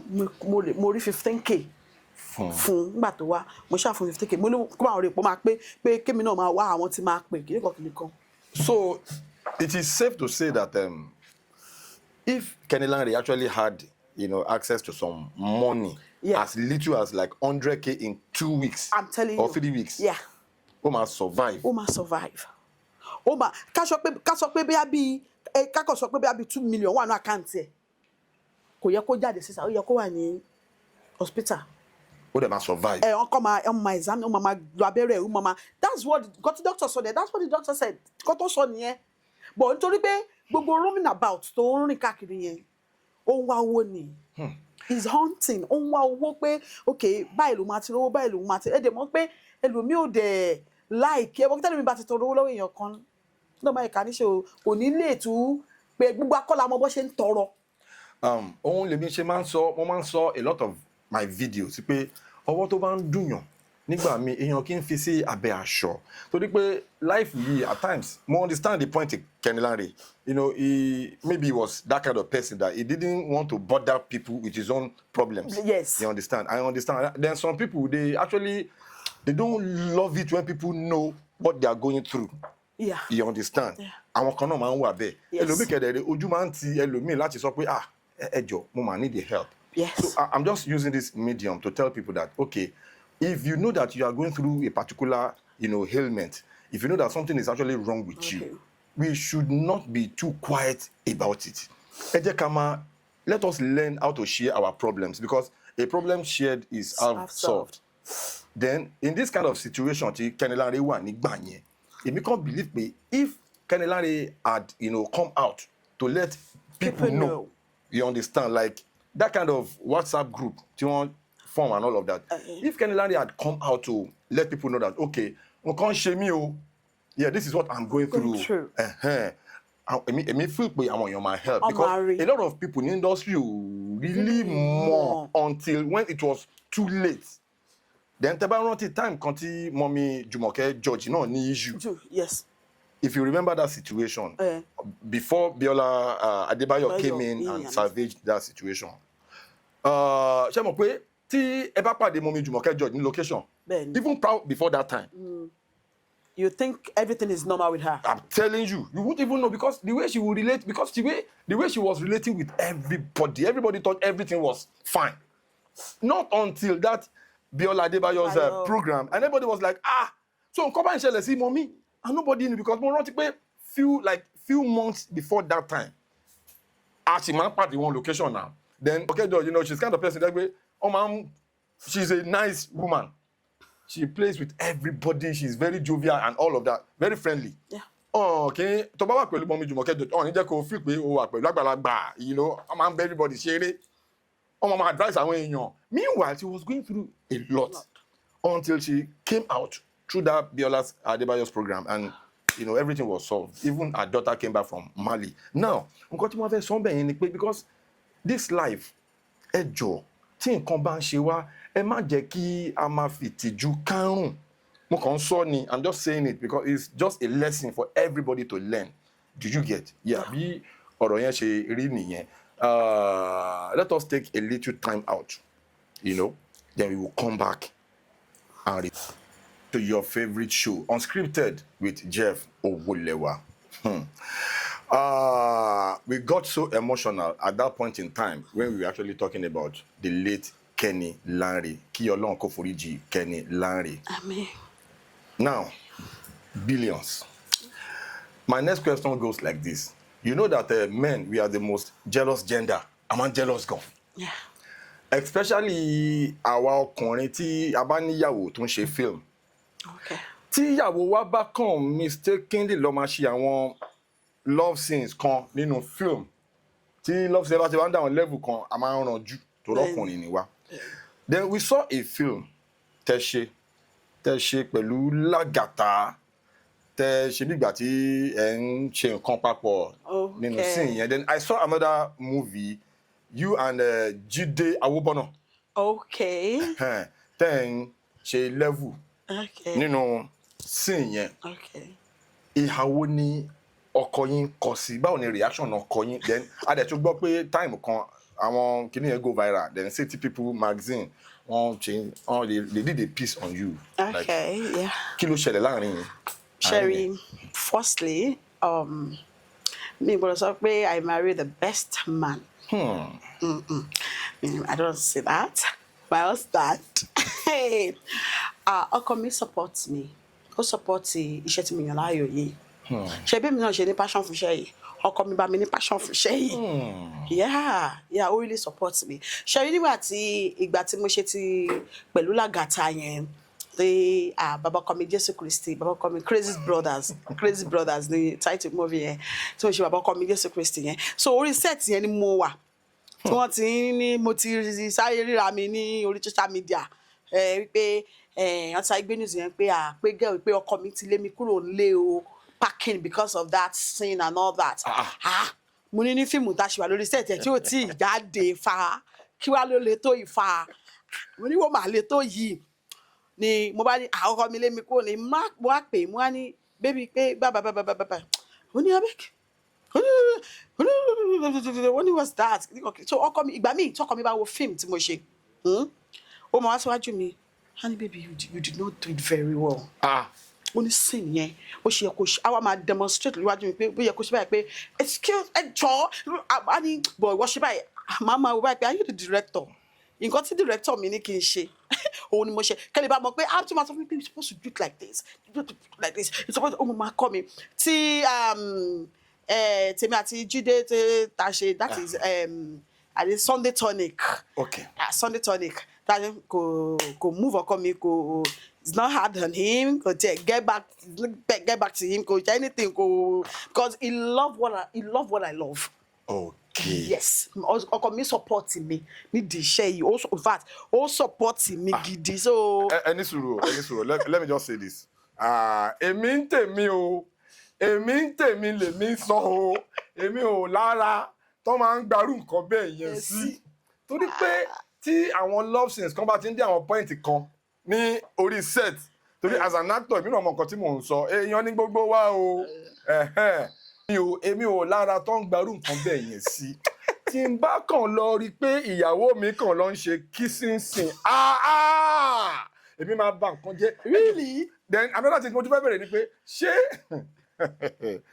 ara ẹ̀yin náà kì í ṣe bákan tàbí ara àwọn tẹ́ bá ń bá ṣiṣẹ́ irú títí ìtẹ̀ṣe pẹ̀lú Lagata yẹn ṣé ara Lagata because ẹ ṣe dé point kan tó jẹ́ pé ó fẹ́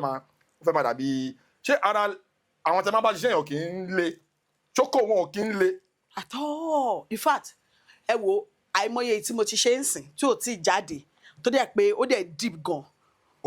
Yes tó yẹ pé kò dẹ̀ tí ì jáde kò because ẹ mọ̀ nǹkan tí o bá nífẹ̀ẹ́ àwọn people yìí tí wọ́n dẹ̀ tajọ́ ṣe me nothing attached to it cause anything attached to it mo ti wọ character yẹn tí director bá ti sọ nǹkan tí mo fẹ́ ṣe fún mi tí mo ti gbọ́ action mi fẹ́ mọ̀ mo ti wọ character yẹn lọ nìyẹn then I will do my job then after kò ń sí any feelings attached nothing attached to it so nǹkan tí mo yàn láàyò tí ni mo ń ṣe so kò sí ọ̀kan bẹ́ẹ̀ so as my ọkọ mi in fact eléyìí tí mo ṣe tí ò tí ì jáde ìtẹnubẹnu dídí kissing bẹ́ẹ̀ ni tó deep ni so mo fi ọkàn fóònù mi kó bá mi ṣe so location mo wà mo kàn send sí ọkọ mi pé ó ní wow you are going places my husband tí bá send nǹkan báyẹn sí ó máa pray ó máa wá pray fún mi baby you are going places. ẹni sùúrù mi fẹ́ get kìíní correct ẹ wà lórí set ẹ ṣe the making. Yeah. Kissing scene. Yeah, that mo wá send there sọkọ mi pé baby say ó ní you are going places. Ó ṣàdúrà ó máa tún ṣàdúrà fún mi pé you are going places they will know you they will shake kinní kan ó máa ṣàdúrà fún mi ni. àmì o but the thing is another question tí mo tún fẹ́ béèrè ni pé torí a lot of people àwọn tó ń wò wá ń lé tí wọ́n sí ní industry wa Yes, sir. a lot of people man believe pé okay after shooting that kind of erotic scene wípé àtàwọn actresses kan wọ́n máa ń lọ ríra wọn lẹ́yìn ìsìn lẹ́yìn ìgbà tó ń bá fíìmù tán pé ọmọ bàbá yẹn fún mi ní kìsìn yẹn jẹ́ ó dà pé jẹ́ ṣé irú àkọ́kọ́ bẹ́ẹ̀ máa ń ṣẹlẹ̀. Ṣẹ́rí mi mọ̀ ó lè ṣẹlẹ̀ sáwọn kan but I'm talking about myself. To me tèmi o tí n bá ṣe irú nǹkan báyẹn ibi tá a ṣe lẹ́yìn ló bá ṣe court nursing ló tún kù any other thing mi kò kí ń ṣẹlẹ̀ lọ́dọ̀ tèmi o mi mọ̀ táwọn ẹbọ èmi fún èmi o at least mo ṣiṣẹ́ kan tó deep gan tó yẹ pé kò tí ì jáde báyìí. ẹ̀yin ṣe máa ń ṣiṣẹ́ tó deep. nǹkan tí wọ́n pè mí fún nìyẹn so nǹkan tí director mi àbí producer bá ti sí báyìí ló máa ṣe kíníkan tí mo ti ka script mi action mo ti wọnú sí ìyẹn lẹ́yìn. It is safe to say wípé irú ọkọ yín yẹn is 1 in a million. You can say that again. torí àwa ọkùnrin ẹ tó máa ń fìdá pa ni kò lè jẹ́ kó tẹ̀ gbé bíléèdì kọjá níbi etí òun ó máa pariwo pé kí ni yẹn. ó mọ̀ pé iṣẹ́ tí mo yàn láàyò ní so ó dẹ̀ mọ̀ pé iṣẹ́ yìí lédi tó bá ti ṣe báyìí inú ẹ̀ máa ń dùn pé inú mi máa ń dùn tí bá ń ṣe ni so àdúrà gan ló máa tún gbà fún mo máa gbàdúrà fún mi tọkọ mi bá ń gbàdúrà nílé bóyá owó kọ̀ déédéé jí lóru owó kọ̀ ń gbàdúrà ni ṣe àdúrà tó máa ń gbà tí bá kọ̀ fetí kọ́ ó mọ̀ máa gbàdúrà fún mi wípé I will go places I will máa gbàdúrà pé kí n dókè you get there don't rush tó bá tó wá bá mi sọ bí àjọ ń jiyàn nílé ní don't rush they will know you don't rush they will know you so kudos tó bá ń wò mí báyìí I love you darling. That's good. Then my next question wà synonymous pẹ̀lú ìtí mo bẹ̀rẹ̀ earlier now ní industry. The other time, I repay Auntie Jai Kuti Jade that during the course of her career in the Nollywood industry, that nobody sexually harassed her, that backpata and one to find one roles. Then later, I repay Omoboti Jade. She said something about one harassing sexually and marketers, something like that. So, one experience, one very. Then the fact pé bóyá wọn gba pátá ẹnìkan kò mí pé wọn gba pátá lọ́wọ́ ẹnìkan so gba pátá kí n tó fún ẹ ní role ó ń ṣẹlẹ̀ ní industry no doubt. ṣé ẹ̀yin as an actress tẹ fine tẹ wà blessed tẹ wà endowed ṣé ààrí director kan tàbí PM kan tàbí marketer kan tàbí producer kan tó sọ pé script rẹ̀ bọ́ pátá yẹn wá báyìí bọ́ pátá yẹn wá kò gba script kò wá ṣe lead role ṣé kò ṣẹlẹ̀ sí rí experience ẹ̀ rí tẹ́ bá experience ẹ̀ ta lè ẹni náà. èmi ò experience ẹ̀ rí o but mo ti rí lára àwọn ọ̀gá wa tí wọ́n máa rí wa ní ọmọdé yìí èmi àti kìnnì kan lálẹ́ yìí yàrá mi ló máa sùn yàrá mi kì í ṣe dandan you cannot force me. Okay. Bóyá nítorí ẹ̀ ni most gan ni ṣe mo fẹ́ lè sọ pé tẹ́lẹ̀ ni most àwọn èèyàn kan tẹ́ pé wọ́n ṣì ń crop pé bíyà because they cannot answer to whatever they ask them to do. You understand? Kò ṣẹlẹ̀ pé gba script máa bẹ́ẹ̀ sùn yẹmi kò tí ṣẹlẹ̀ sí mi kò ṣẹlẹ̀ sí mi ṣe understand but yìí tó ṣe pé bíyà billions àwọn ọ̀gá yẹn ni o kìnìkan kì í ṣe do or die mi ì ṣe sà. Kò jù bẹ́ẹ̀ lọ. Kò dẹ̀ jù bẹ́ẹ̀ lọ tí wẹ́ni yẹn bá wá rí pé àká ni mo ṣe ni òun ò bá dẹ̀ wá lò mí síṣẹ́ o kò bá keep your iṣẹ́ to yourself. To understand but mo ń kàn sọ ní pé kí ni wẹ́ni yẹn bá rò pé ká sọ pé o dẹ̀ fẹ́ mi ni bá dẹ̀ máa lò ẹ́ síṣẹ́ o keep your iṣẹ́ to yourself kò ń ṣe dandan mo fi pé kí ni yóò kì í ṣe first ẹni tó bá fẹ́ ṣe máa ṣe. Tó bá yẹ that's your own cup of tea but pé bí mo ì ṣe àìmọye máa dé location fine girl kìnìkan owó díẹ̀ kìnìkan mi ì ṣe kí ọ̀rẹ́ ẹ̀ lè mú mi sí ọ̀gá kì í ṣe pé a máa sọ bí eré àwọn náà máa ń sọ ní pé kìnìkan èmi náà dẹ̀ sọ pé ọ̀gá sàánú kúrò bẹ́ẹ̀ bọ́lẹ̀ mọ́ a máa fi ṣeré a máa ṣàwádà ní kẹ́tọ́ mọ́ tí n bá ti parí iṣẹ́ mi tán mo ti wọnú mọ́tò mi zoom mo ti ṣiṣẹ́ tán mo ti get out mo ti lọ. Because ó máa láwọn situations kò tó jẹ́ pé ẹ mọ̀ pé tíyàn bá one location. Tó bá di alẹ́ tí lè bá ti ṣú when you still have other scenes like continuity the next day you will have to like sleep over. Then at times àwọn situations wọn máa ń sọ pé bóyá PM yẹn ò allocate yàrá fún yàn. Or kí yàrá ti tán ní hotel. Jẹ́ pé the next hotel máa ó lè jìnnà ilẹ̀ dẹ̀ ti ṣú. Ṣé ààrí èèyàn kan tó sọ pé okay you are stranded you can come and sleep in my room feel free ṣé kò ṣẹlẹ̀ kó wá di pé lóru ẹ mọ̀ normal tí wọ́n bá ti wọnú hotel room èèyàn máa wẹ̀ èèyàn máa ro towel ṣé kò sí situation pé kíni ló lùtẹ̀ yìí gbàǹgbé towel yẹn ṣé irú nǹkan bẹ́ẹ̀ yẹn ò ṣẹlẹ̀ because àwọn èèyàn máa ń wonder. ó ti ṣẹlẹ̀ rí ṣùgbọ́n èmi mi ò ṣẹ́rí láti ilẹ̀ gbà tí ṣẹ́ yìí ni mo ti mọ̀ pé àìmọye ìgbà tí yíyàn tí mo ti sùn ta tí mo ti sùn ìta tí mo mí pé reception. Reception hotel. Náà tó máa ní akọ ní àǹtí mo tẹ́nísì bíbá yìí ò pé kí wá sùn mo dẹ̀ máa sùn bẹ̀ mọ́ ojúmọ́ kì í ṣe ìgbà torí Ọlọ́run bless mi ṣe understand jẹ́ pé mo ti mọ̀ pé a máa ń mú owó ara wa dání. Okay, in case. Kì í wọ́n ní hòtẹ́ẹ̀lì fún irú àwa yìí ẹ ti understand àwa là à ń lọ tẹ̀lé so máa ti tà sí pé in case tí ò bá láti mọ̀ pé nǹkan báyẹn wípé ó máa ṣẹlẹ̀ ó ní sí nǹkan ó ti pẹ́ sí etí pẹ́ gan hallelujah. Hallelujah. Nígbà yẹn I think mo wà ní Lagos State Polytechnic nígbà yẹn so ó dàbí wọ́n ní iṣẹ́ kan fún mi ní Ìbàdàn ṣe understand wọ́n ní iṣẹ́ kan fún mi ní Ìbàdàn wọ́n wà ní àpé kíní kọ̀ọ̀kan ọ̀gá mi Yomi Fash wọ́n wà ní sẹ́ẹ̀tì yẹn lọ́jọ́ yẹn ní Ìbàdàn mi ìpadà lọ́ṣẹ́ yẹn o but wọ́n sọ fún mi pé mo sọ fún pé wípé ẹ máa fún mi ní mo wà lọ́sọ̀tẹ́kì nígbà yẹn mo ràn part time course nígbà yẹn wọ́n ní ẹ máa fún mi lówó pé mo fẹ́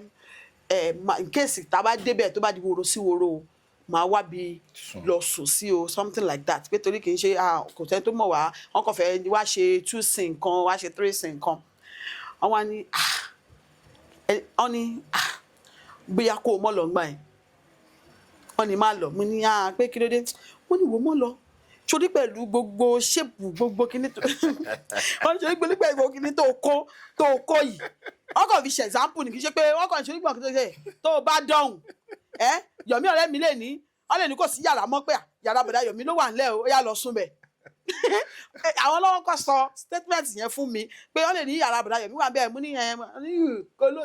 gbogbo tẹ́lẹ̀ mo ní okay ẹ jẹ́ kí n jókòó ẹ jẹ́ kí tẹ́bà yẹn fẹ́ kí n lọ true wọn ni mo ṣe fẹ́ lọ ṣiṣẹ́ yẹn lọ́dún yẹn lọ so mi ò lọ so gọ́tẹ̀ ń sọ yìí wọ́n sọ fún mi but ṣe mọ̀ pé èmi mo quit nígbà tó dé still láti make family láti settle down. Okay. So mo dẹ̀ ti sọ fún ẹni tí mo fẹ́ settle down pẹ̀lú pé mo love kíní Ifá so ìgbà tí mo dẹ̀ ready tí mo bímọ tí àwọn nǹkan ti tó I want to do this thing so time yẹn ìgbà tí máa padà mú kọ produce ni. Okay. Ṣé understand mo need láti lọ fún break pé káwọn pé mi lọ fún break yẹn bóyá mi bá ti di ìlú mọ̀ọ́ká lónìí ẹ mọ̀ pé nígbà mi àwọn break yẹn máa ń really fún yàn ní step back kind of so mo lọ fún break so mo ní láti make family then after making my family I told my husband now I am ready to go fully. Wow. Lórí ètò lẹ́ni we are going right into the conclusion of this edition. Madam Billions, àwọn fans yín tó ń wò yín àwọn ọ̀rọ̀ ìgbìyànjú wo lẹ fẹ́ sọ fún mi. Nǹkan tí nǹkan máa sọ ni wípé a home was now built in a day.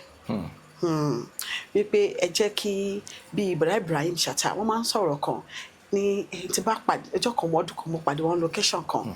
wọ́n ní Billions wá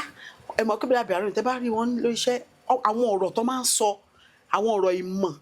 ìjìnlẹ̀ ní gbogbo àtàbá wà níbẹ̀ yẹn tó wá wà lé around wọn gbà yẹn wà á rí one or two tẹ̀ láti learn from so gbà yẹn wọ́n máa ń sọ wọ́n ní ẹ̀yin ọmọ tẹ́ ṣẹ̀ṣẹ̀ ń bọ̀ ní industry yìí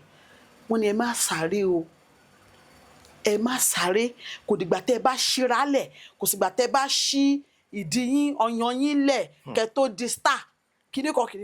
àwọn ọ̀rọ̀ ẹ mọ̀ kíní yẹn tí màá kọ́ gbọ́ kí ṣe bá yẹn sọ lélẹ̀ bọ́ ó deep gan bí wọ́n yẹn sọ and I have my father I have my prophet spiritual father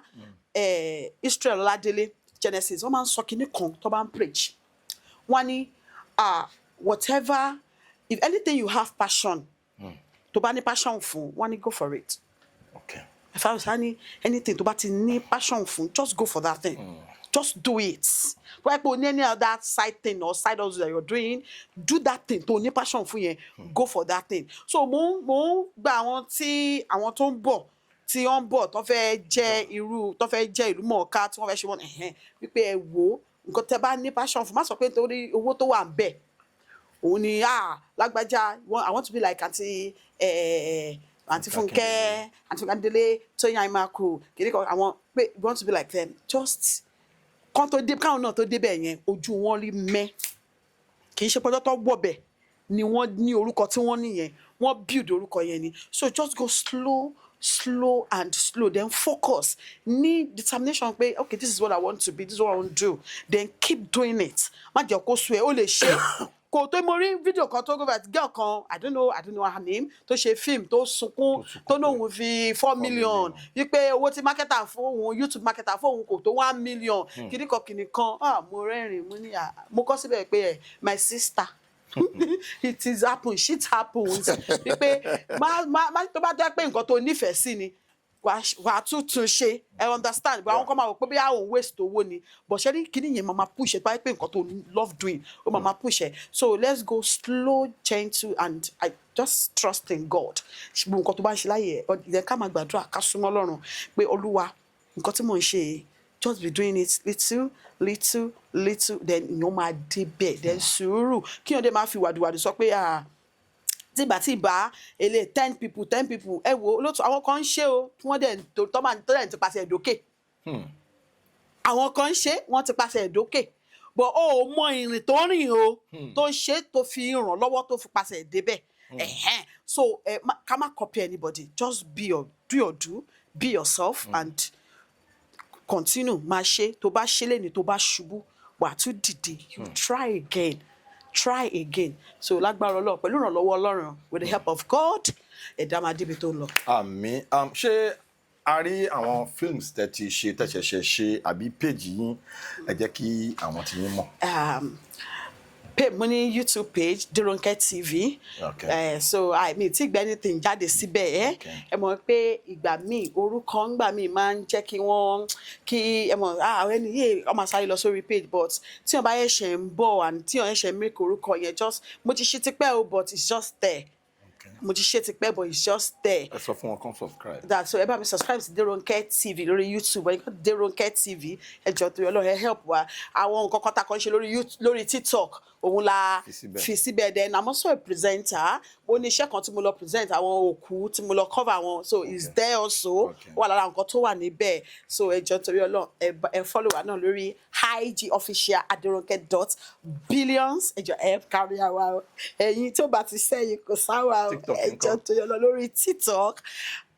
Ronke Billions lórí TikTok just on TikTok too so I appreciate I love you guys thank you so much ẹ̀yin ni ìfẹ́ yín ló gbé wa dé ibi tí mo dé yẹ at least wọ́n ní àwọn kan ní wọ́n máa ní crazy fan and all that àwa náà ní torí mo ní èèyàn kan tí mi ì tí ì rí tẹ̀ ṣe ń wò mí yìí tó jẹ́ pé bàbá crazy kò sí kan tẹ́niyàn kì í fún mi obìnrin ni o obìnrin ni kò sí mi tí fún àti bá pẹ́ ní ẹ lórí pé I want to see your face I want to see her face wọn ò ní gbé kò dẹ̀ sí nǹkan on my birthday bó ṣe máa ń celebrate ó ní agbára ọkọ rẹ̀ dé ní my woman kìnìkan bá post ọmọ comment and àtòrí mo ti náwọn fans lẹ́pẹ́ tó bá mi ra property látòrí IG tẹ̀ àmọ́ fans okay I just want to buy property ó dẹ̀ ń rà máa lọ fún special ó dẹ̀ máa sanwó so ó ti help me so ibi tó help me dé so èmi náà ṣe wá ní courage yẹn mo wá ń gbé shoulder mi sókè pé màá débẹ̀ sẹ́ àti ń débẹ̀ so Ọlọ́run dẹ̀ máa ràn wá lọ́wọ́ so thank you so much guys I love you. Thank you so much Madam Billions for joining us on the show today. You're welcome. We really appreciate you sharing your experience with us on the show. All right guys, as we come to the end of the show, Unscripted with Jeff Owolewa, aka Tony Montana. Please guys, if you're watching this video, if you know that you have not subscribed to my channel, Jeff Owolewa TV, please subscribe and smash that notification bell so when my next video is popping up, you're going to be the first to see it. God bless you for watching my videos. God bless you for dropping those beautiful comments. Jeff Owolewa is my name. Holla.